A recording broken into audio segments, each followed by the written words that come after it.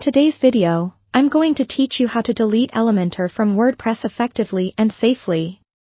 If you're considering removing this popular page builder plugin, perhaps no longer needing its features or choosing to switch to another, it's important to ensure you do it properly to prevent any issues on your site. So, let's dive in and walk through this process step by step. First, head over to your WordPress dashboard by logging into your WordPress account. From the dashboard, it's essential to navigate to the Plugins section, which you can easily find on the left-hand side menu. Clicking on this will reveal a list of all installed plugins on your WordPress site. Here, you need to locate the Elementor plugin.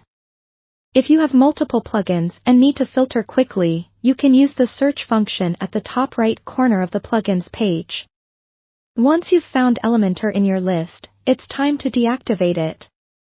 Deactivating a plugin is an essential step because WordPress does not allow the deletion of an active plugin. Look right below the Elementor plugin, and you will see a deactivate link that you need to click. Doing this assures that Elementor will stop functioning, but it remains installed on your site, allowing you a chance to reconsider if necessary before complete removal. Following deactivation, the next step is to delete Elementor completely. You will see that the blue deactivate link for Elementor has now changed to a red delete link. Click on delete, and WordPress will ask you to confirm your decision. Make sure you are confident about this choice because deleting Elementor will remove all of its files and data associated with your website. Confirm your choice when prompted to proceed with the deletion. With Elementor now deleted, it is prudent to check the pages and posts on your site. Because Elementor builds content using custom widgets and features, some layouts may become misaligned, and you might need to adjust the design using the WordPress editor or another page builder if you choose to install one.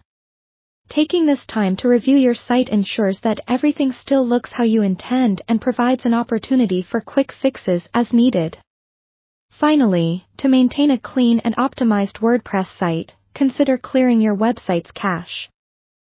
Doing so will refresh your site's stored data, ensuring any references to Elementor are removed and improving performance.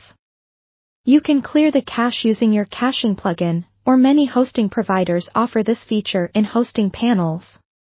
And there you have it. By following these steps, you've successfully deleted Elementor from your WordPress site. I hope this guide was helpful and straightforward, preparing you for whatever changes you want to make next on your website. Thank you for watching, and if you have any comments or questions, feel free to leave them below.